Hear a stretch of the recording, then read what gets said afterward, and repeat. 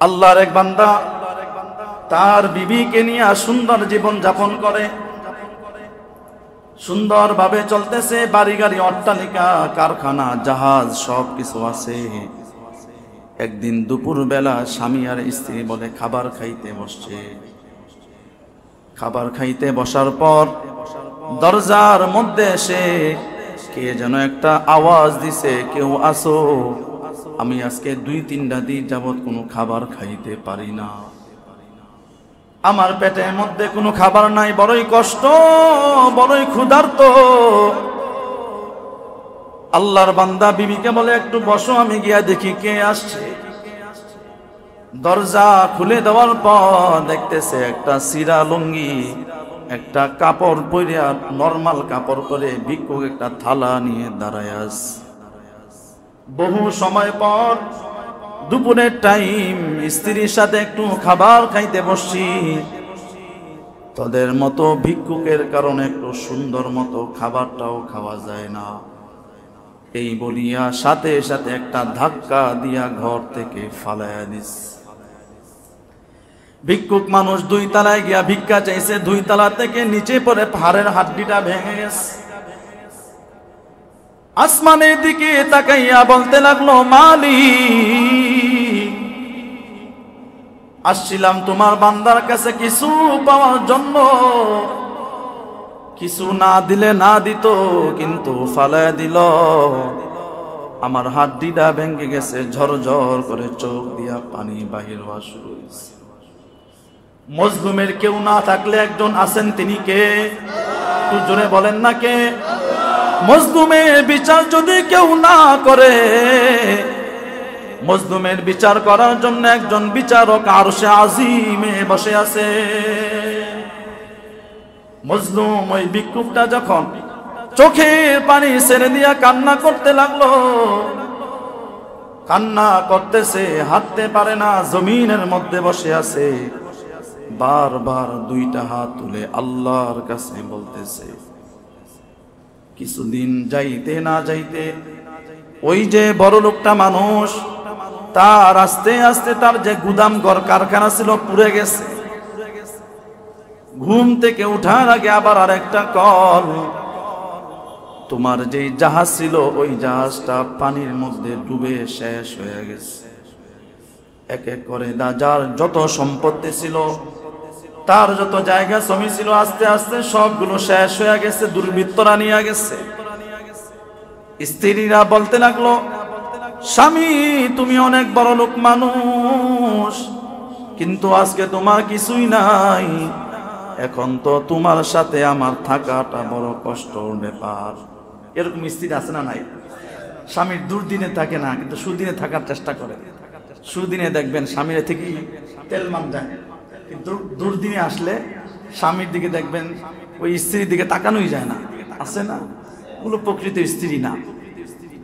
যেই স্ত্রী স্বামীর সুদিনে দুর্দিনে খারাপ সময়ে ভালো সময়ে সব সময় স্বামীকে সাপোর্ট করে, ওইটাই হইল আসল স্ত্রী। স্ত্রী যখন স্বামীকে বলতে লাগলো, তোমার আগে এক সময় টাকা পয়সা ছিল, প্রতি বেলায় খাবারের সময় বিভিন্ন ধরনের আইটেম থাকতো, এখন তুমি আমাকে ভাত পর্যন্ত খাওয়াইতে পারো না, সুন্দরভাবে আমি চলতে পারি না, তোমার সাথে তো আমার থাকতে কষ্ট হচ্ছে। স্বামী বলতে লাগলো, তোমার যদি আমার সাথে থাকতে কষ্ট হয় তাহলে তুমি চলে যাইতে পারো, তালাক চাইলে তালাকনামা আমাকে দিয়া দিতে পারো। স্ত্রী তালাকনামা দিয়া দিল, স্বামী সাইন করে দিল। স্ত্রী চলে গেছে তালাক পাইয়া, বাবার ঘরে গিয়া থাকতেছে সুন্দরী মহিলা। কিছুদিন পর পর তার ঘরের মধ্যে বিবাহের অফার আসে। একদিন হঠাৎ করে ভালো একটা বড় লোক অফার আসে। স্ত্রী বলতে লাগলো, বাবা আমার তো স্বামী নাই, বিধবা হিসেবে থাকলে আমাকে খারাপ দেখা যায়, অতএব তুমি আমাকে একটা ভালো জায়গায় বিবাহের ব্যবস্থা করে দাও।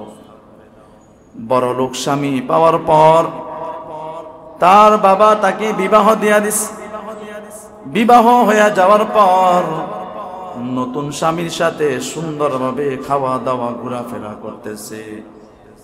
নতুন স্বামীর সাথে হানিমুনে যায়, সুন্দরভাবে ঘোরাফেরা করে, পার্কে যায়।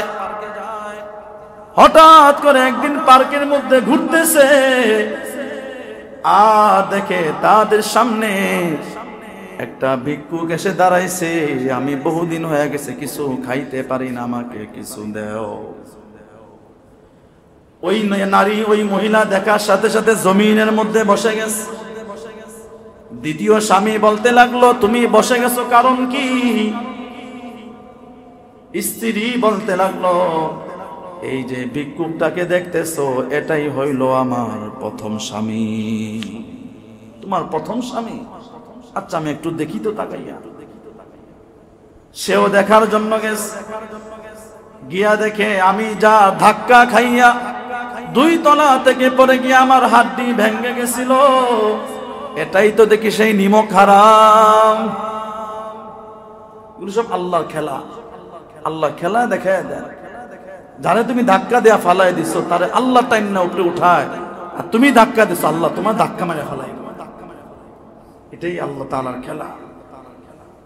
দ্বিতীয় স্বামী বলতে লাগলো, তোমার প্রথম স্বামী আমাকে ধাক্কা মাইরা ফালাইতে পারে, কিন্তু আমি তো অবুঝ নয়, আমি এক সময় ভিক্ষুক ছিলাম।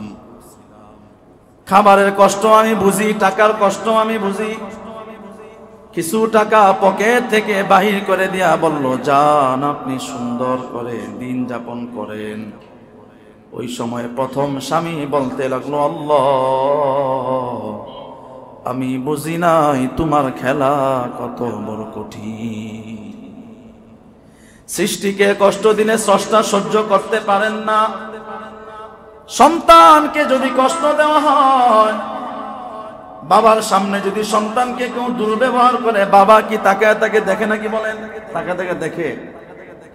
যদি বাবার ভাইও দুর্ব্যবহার করে, দেখবেন বাবাই দেখতে পারে না, ভাইয়ের সাথে সম্পর্ক ছিন্ন করে ফেলে। একটু একটু সম্মান পাইয়া বাবাই সহ্য করতে পারে না। আর যেই আল্লাহ 99 ভাগ মায়া তার কাছে জমা রেখে দিচ্ছেন, ওই আল্লাহর সৃষ্টিকে আপনি দুর্ব্যবহার করবেন? ওই আল্লাহর ছোট ছোট শিশু বা সন্তানের সাথে খারাপ ব্যবহার করবেন, আল্লাহ মাইন্না নিবেন না। এই জন্য সবসময় সাবধান। আল্লাহ নবী বলেন, আমার যে উম্মতের মধ্যে মাল্লাম ইয়ারহাম সগীরানা, আমার উম্মতের মধ্যে যে ছোট ছোট শিশু মানুষকে অথবা আমার থেকে ছোট বয়স তাকে স্নেহ করতে না পারে, ওয়ালাম ইউআক্কির কাবীরানা, এবং বড় যারা আছে তাদেরকে সম্মান করতে না জানে, ফালাইসা মিন্না, সে আমাদের দলভুক্ত নয়।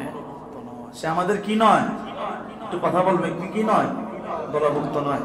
আল্লাহ নবীজি কিন্তু বলেন নাই নামাজ না পড়লে দলভুক্ত নয়, যাকাত না দিলে, পর্দা না করলে, হারাম খাইলে, এগুলো বলেন নাই। বলছেন ছোটদেরকে যদি স্নেহ না করো, বড়দেরকে যদি সম্মান না করো, তাহলে তুমি আমি নবীর দলভুক্তই না।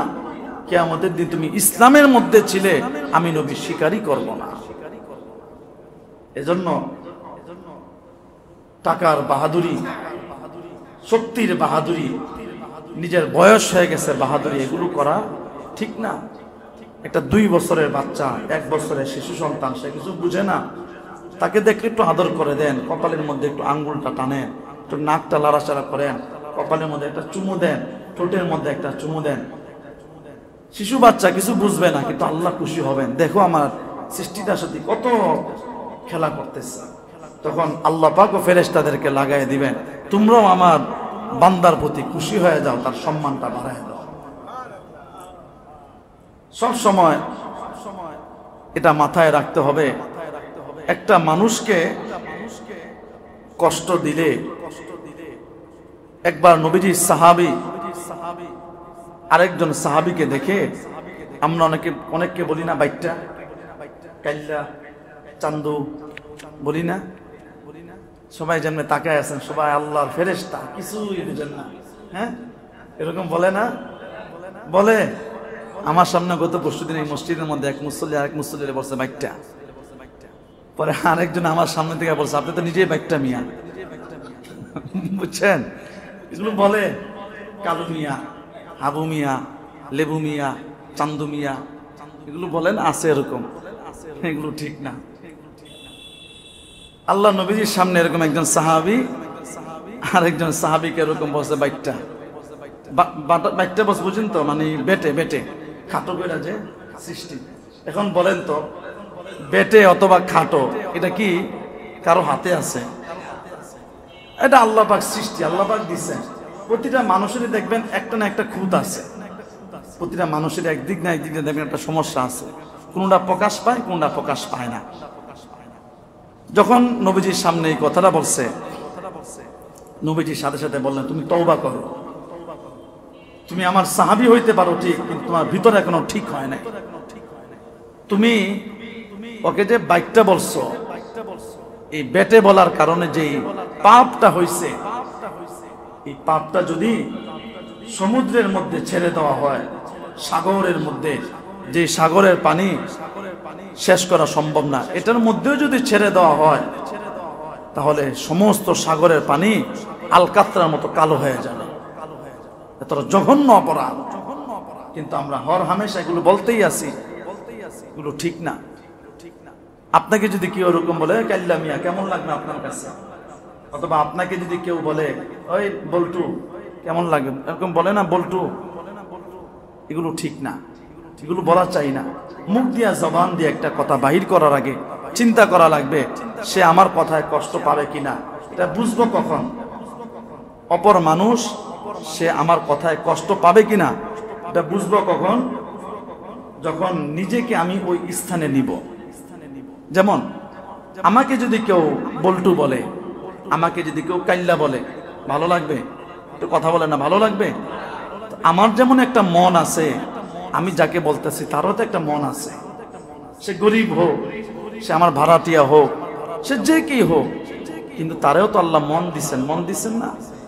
একটা মানুষের মন ভাঙা, একটা মানুষকে মনে কষ্ট দেওয়া কাবা শরীফ ভাঙ্গার সমান। মনে রেখে, একটা মানুষের মনের অনেক দাম আছে। কাবায় যেমন আল্লাহ নিজের রহমত নাজিল করেন, আল্লাহ নবীজি বলেন আল্লাহ পাক তো কাবার মধ্যে রহমত নাজিল করেন, আর বান্দার মনের ভিতর স্বয়ং আল্লাহ তাআলা এসে হাজির হয়ে যায়। বান্দার মনের এত দাম, এজন্য কোন বান্দা যারা পরিমাণ একটা আঁচ লাগুক আমার কথার দ্বারা, সে ছোট হোক বড় হোক, আমার চাইতে কম বয়স্ক হোক, এটা যেন না হয়, সবসময় চেষ্টা করা চাই। তো যেটা বলতেছিলাম, নবীজি শিশু সন্তানের সাথে কিরকম আচরণ করতেন। পয়গম্বর আরবি রাসূল করিম সাল্লাল্লাহু আলাইহি ওয়াসাল্লাম একবার ঘর থেকে বাহির হয়ে গেছেন, মসজিদে নববীতে গিয়া নামাজ পড়াইবেন।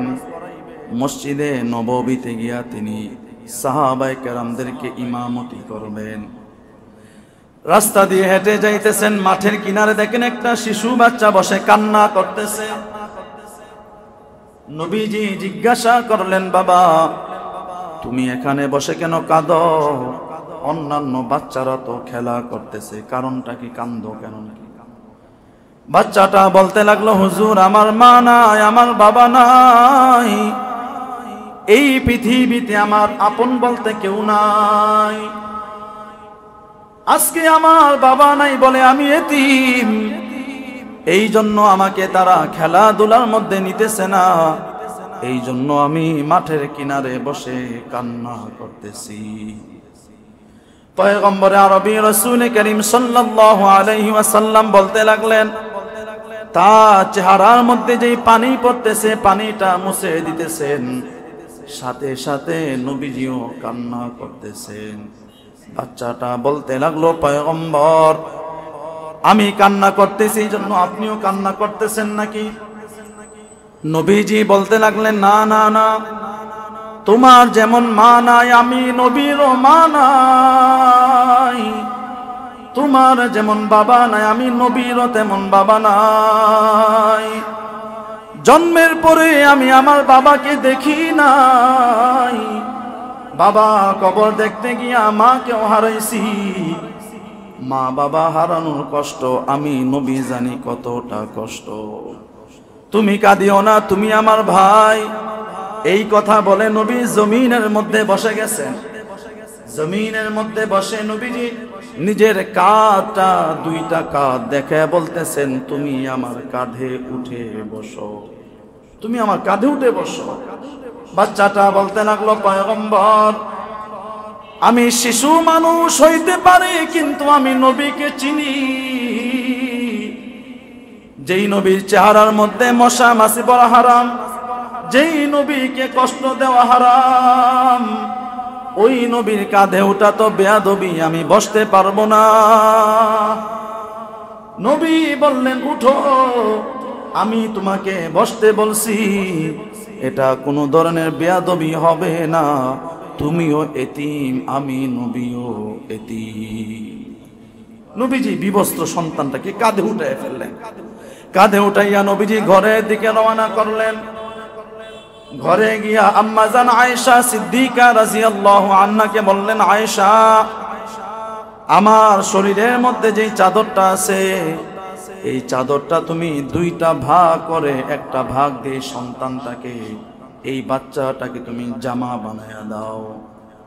আয়েশা সিদ্দিকা রাদিয়াল্লাহু আনহা ওই বাচ্চাটার শরীরের মধ্যে জামা লাগায় দিলেন। নবীজি তারপরে বললেন, বাবা, তুমি আমার আবারও কাঁধে উঠে বসো। বাচ্চাটা বলতে লাগলো, পয়গম্বর, আমার শরীরে তো শক্তি আছে, আমি হাঁটতে পারবো, আপনার কাঁধে উপর উঠতে আমার ইতস্তত হয়। নবীজি বললেন,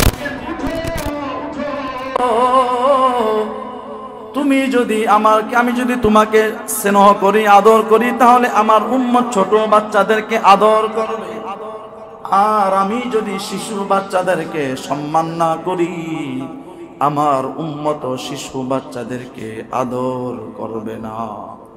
নবীজি তাকে কাঁধের উপর উঠায় নিলেন। কাঁধের উপর উঠাইয়া মসজিদে নববীর দিকে যাইতেছেন। সাহাবায়ে কেরামরা তাকায় দেখেন, নবীজির কাঁধের উপর একটা বাচ্চা উঠে নবীজির সাথে আসতেছে। সাহাবায়ে কেরামরা বাচ্চাকে ধমক দিলেন, এই বেটা, তুই নবীজির উপরে উঠে নাম বেটা। নবীজির কার্তিকা নাম। নবীজি বললেন, না, আমি ওরে কাঁধে উঠাইছি, তোমরা এরকম খারাপ ব্যবহার করবা না, বাচ্চাদের সাথে এরকম খারাপ ব্যবহার করো কেন? তোমরা কি আমার থেকে ইসলাম শিখো নাই? নবী বাচ্চাটাকে নিয়ে প্রথম কাতারে দাঁড়ায় গেলেন। প্রথম কাতারে দাঁড়াইয়া নবীজি নামাজ আদায় করলেন। নবীজি নামাজ আদায় করে তারপরও মিম্বারে বসে গেলেন। মিম্বারে বসার পর বাচ্চাটাকে বললেন, তুমি আমার ডান দিকে এসে বসো। বাচ্চাটা আসতে চায় না, ছোট মানুষ তো, ভয় পাইতেছে। বলে, আসো বাবা, আসো, আমি নবী বলছি, তুমি আসো না। বাচ্চাটাকে নবী ডান দিকে বসাইয়া নবীজি শিশু বাচ্চার মাথার উপর হাত রাখলেন। হাত রেখে বলতেছেন, সাহাবায়ে কেরাম, তোমাদের মধ্যে যদি কেউ বাচ্চা রেখিয়া আমার কোন উম্মত যদি দোয়া দেয়, উম্মত ওই এতিম বাচ্চার মাথার উপর যতটা চুল থাকবে, ওই চুলের বিনিময় আল্লাহ তাআলা একটা একটা করে সওয়াব তোমার আমলনামায় লিখে দিবে। আমার নবী বাচ্চাদের সাথে কত সুন্দর ব্যবহার করতেন, বড়দের সাথেও আমার নবী কতটা সুন্দর ব্যবহার করতেন। কিন্তু আমি আপনি কি শিশু বাচ্চাদের সাথে ওই সম্মানটা করি কিনা বলেন? করি না। বাচ্চাদেরকে দেখলে ধমক মারি। আমাদের তো মনে হয় বাচ্চাদেরকে তুমি বলে ডাকি অথবা আপনি বলে ডাকি, এরকম মনে হয় সমাজের মধ্যে 100 ভাগের মধ্যে 100 মানুষই পাওয়া যাবে না। কি বলেন, আছে না নাই? আছে। বলবেন, হুজুর এগুলো কি বলেন? বাচ্চাকে আপনি করে বলবো? হ্যাঁ, নবীজি আপনি করে বলতেন, নবীজি তুমি করে বলতেন, তুই করে বলছেন, এরকম কোনো হাদিস পাওয়া যায় না। প্রায় সময় তুমি আপনি করে বলতেন, কারণ বাচ্চারা বড়দের থেকে শিখে, বাচ্চারা বড়দের থেকে জানে। আপনি যদি বাচ্চাকে বেয়াদবি শিখান, তাহলে বাচ্চাও আপনার সাথে বেয়াদবি করবে। এক হাদিসের মধ্যে আছে যে যেই বাচ্চা দুনিয়ায় আসে সে মুসলমান হয়ে আসে, তারপর তার বাবা মার কারণে, তার পাড়া প্রতিবেশীর কারণে সে হয় মুসলমান হয়, না হয় ইহুদি, খ্রিস্টান, বেদিন, বেঈমান হয়। বলবেন কেমনে হুজুর? একটা বাচ্চা যখন বাংলাদেশে জন্মগ্রহণ করে, তাকে কেউ কানে কানে বলা লাগে যে তুমি বাংলাদেশে জন্মগ্রহণ করছো, বড় হইয়া কিন্তু বাংলা ভাষায় কথা বলবে, এটা বলা লাগে না? সে বড় হইয়া বাংলা ভাষায় কথা বলে। আবার যে সন্তানরা লন্ডন, আমেরিকা, দুবাই জন্মগ্রহণ করছে, তাকে কি কানে কানে বলা লাগে তুমি কিন্তু ইংলিশ দেশে জন্মগ্রহণ করছো, সুতরাং বড় হইয়া কিন্তু ইংলিশ ভাষায় কথা বলবা, বলা লাগে? বলা লাগে না। যে বাচ্চাটা বরিশাল অথবা চট্টগ্রাম জন্মগ্রহণ করছে, তাকেও বলা লাগে না, কিন্তু বড় হইয়া তারপরে সেই ভাষায় কথা বলে। কারণ কি? মা বাবা মুরব্বীদের থেকে যেটা পায়, যেটা শিখে, বাচ্চারা 2-3 বছর পর্যন্ত শুধু শুনে, মুখ দিয়ে কিছু বলে না। আপনি যেটা শিখাইবেন ওটাই শিখবে। অতএব আপনি যদি তাকে তুই বলে সম্বোধন করেন, ওই বেটা খারাপ ভাষায় সম্বোধন করেন, সেও বড় হইয়া আপনার থেকে শিখছে, যা আপনাকে রিপ্লাই দিবেও তা। বুঝতে পারছেন আজকের আলোচনা? আপনি যেমন ব্যবহার করবেন, আপনার সাথে আরেকজন হুবহু ওই রকমই ব্যবহার করবে। যে যেরকম সম্মান করবে, সে সেরকম সম্মান পাবে। এটাই দুনিয়ার নিয়ম। আল্লাহ তাআলা আমাদের সকলকেই সুন্দরভাবে জীবনযাপন করে দুনিয়া থেকে যাওয়ার তৌফিক দান করেন। আমার আপনার আখলাক, আমার আপনার ক্যারেক্টার যেন নবীর মতো হয়, নবীর মতে প্রত্যেকটা পা যেন ফেলতে পারি। আল্লাহ তাআলা সেই তৌফিক আমাদেরকে দান করেন। সকল বলেন আমিন।